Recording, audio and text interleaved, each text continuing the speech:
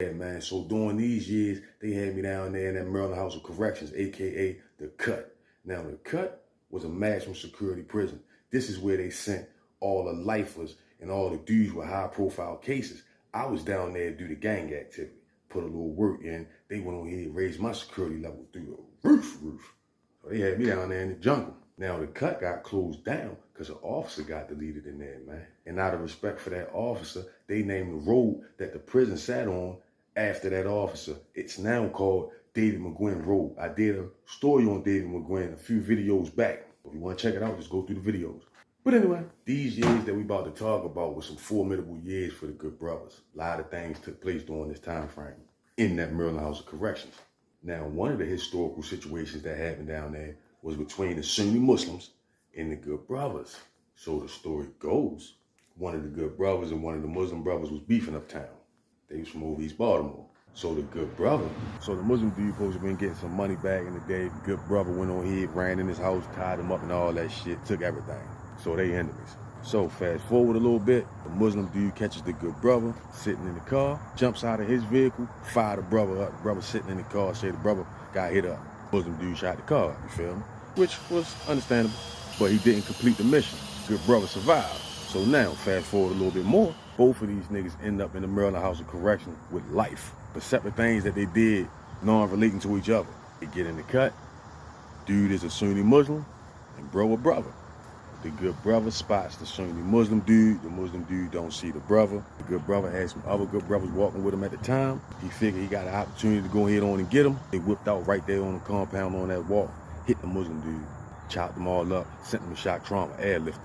Helicopter had to land out there. Now, when the Sunni Muslims find out about this, they strap up. Now, this the crazy part.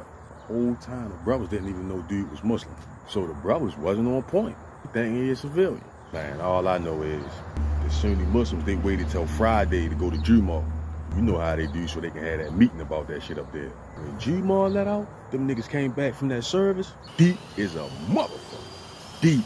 And instead of going back to where they sleep at, where they supposed to go at, these niggas all together stormed in one dormitory in that cut. And they grabbed the officer, put a blick to her neck and made her open the door. When she opened the door, all the Sunni Muslims rushed in this one dorm, because that was the dorm where the brother was at that did that to the Sunni Muslim dude. And when they came in there, they was hitting any brother they seen in there. Probably was like 17, 18 brothers in the dorm. Man, like 100 Muslims ran up in there. And the brothers that was in that dorm, no bullshit, was running. Caught them off guard and some more shit. They was running around the dorm trying to get away from them niggas. And a lot of brothers that was in that dorm got hit bad. And out of all them brothers that was in that dorm that ran, it was only 3 brothers that stood and fought. Didn't run, so they got hit. But the most important thing was, didn't run. See, with us, don't matter. As long as you stand tall, we gonna avenge you. So of course, after that shit jump off, the prison go on lockdown for a minute. They was separating everybody, sending niggas up Cumberland, ECI, Hagerstown, out back.